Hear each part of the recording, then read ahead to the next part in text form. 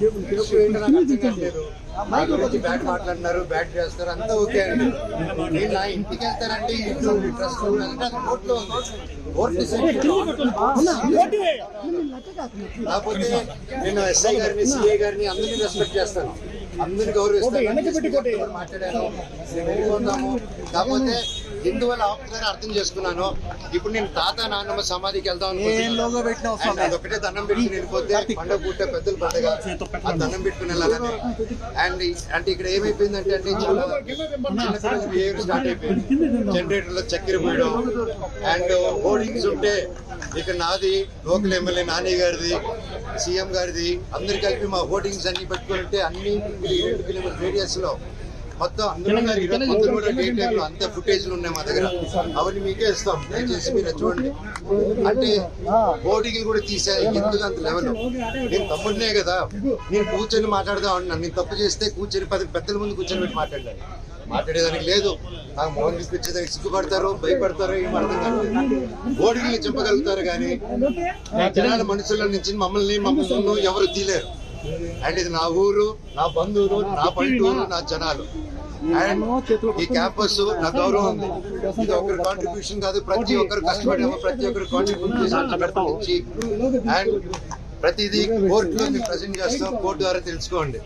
అంతేగాని కోర్టులో ఉన్నప్పుడు ఇలా ఫోర్స్ చేయడం, మా జనాల్ని, మా ఫ్యాన్స్ ని, మా ఫాలోవర్స్ ని బెదిరియడం, మీరు ఇక్కడికి వస్తే లాఠీ చార్జ్ చేస్తారని బెదిరిస్తూ ఉన్నారు. మేము ఇక్కడికి వస్తారు సార్, వస్తే లాఠీ చార్జ్ చేస్తాం.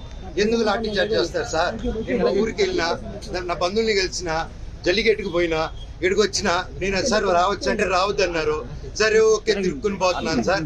నా తాత నాన్నమ్మ సమాధి దగ్గరికి పోతాను, మీరే పోలీసులు రండి సార్, మీరు నాతో పాటు రండి, నేను జస్ట్ 2 నిమిషాలు సమాధి దండం పెట్టుకొని ఘాటికి పోతాను సార్ అని చెప్పాను. ఆ పర్మిషన్ తీసుకొని సార్లతో వెళ్తాను, నానిస్తే ఓకే, లేకపోతే ట్రై చేస్తారు. అక్కడి నుంచి స్టేషన్కి వెళ్ళి నేను నా తరఫున కంప్లైంట్ పెట్టుకుంటాను.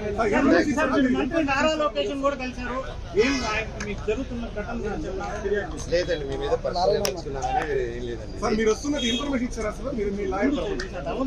లాయర్ తరఫున ఇన్ఫర్మేషన్ అదేం లేదు సార్. సార్ నేను లేను సార్, నేను లాయర్ని పెట్టి ఇచ్చేద్దాం, వీడిని హోటల్ని నింపుదాం, వీడు పడుకొని ఇంట్లో పిల్లలు ఉండగా చక్కెర పోద్దాం, ఇవన్నీ నేను చేయను సార్. మీకు తెలుసు కదా, లోకల్లో కదా మీరంతా, ఈ లోకల్లో తెలుసు కదా నా గురించి. మీకు నా గురించి అడిగి సార్, ఊర్లో సరదాగా కెమెరాలు ఎత్తుకొని వీడేంది, వీడి కథ ఏందని అడిగి మీకే అర్థమైపోతుంది అంతా. నేను కేవలం నేను అడిగిందల్లా ఒకటే, ఇక్కడ జనాలు హాస్టల్ పిల్లకాయలు అండ్ ఆ తర్వాత బయట చదివే హాస్టల్స్ దగ్గర కూడా క్యాష్ డిమాండ్ చేద్దాం. హేమాద్రి నాయుడు వీళ్ళందరూ కలిసి వాళ్ళ దగ్గర వాట్సాప్ చాట్లు బెదిరించడం, హాస్టల్ అంతా ఖాళీ చేయడం. అండ్ ఎలా సార్, ఒక ప్రైవేట్ వాళ్ళకి సొంత నేను ఒక కంపెనీ ఓపెన్ చేసి, వల్మరన్ కంపెనీ ఓపెన్ చేసి నేను చేయలేను కదా సార్. సో నేను అడిగా, స్టూడెంట్స్ కి ప్రాబ్లం అవుతుంది, ఇక్కడ ఉన్న విలేజెస్ ప్రాబ్లం అవుతుంది, అందరూ మన వాళ్ళు, ఎట్ట వీళ్ళకి ఏదో ఒకటి చేయాలి కదా, మనం కూర్చొని మాట్లాడదాము, ఇబ్బందులు అవుతున్నాయి నాన్న, మీ వరకు రావట్లేదు అంటే నాన్నగారు వరకు రీచ్ అయ్యేలా కూడా నేను తీసుకెళ్ళట్లేదు. ఒకవేళ వెళ్తున్నానంటే గేట్లు వేసాడు, మాకు నాన్నకేదో చెప్పాడు, మీ అందరు కళ్ళు మొక్కడు అండ్ టక్కర్ 2 సంవత్సరాలు లేనిది సడన్ గా పరిగెత్తుకుంటే ప్రతి ఒక్కరు. అండ్ ఎందుకు భయం, ఎందుకు నేను ఏం చేస్తాను, ఏం లేదు కదా, కూర్చొని మాట్లాడేదానికి ఎందుకు. ఎనీవేస్, నేను గొడవకు రాలేదు, ఇక్కడ ఆపారు కాబట్టి చెప్పాను. అందరికీ కనుమ శుభాకాంక్షలు.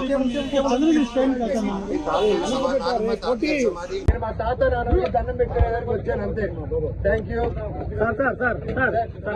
ఎవరు రాకండి, వచ్చేసావు.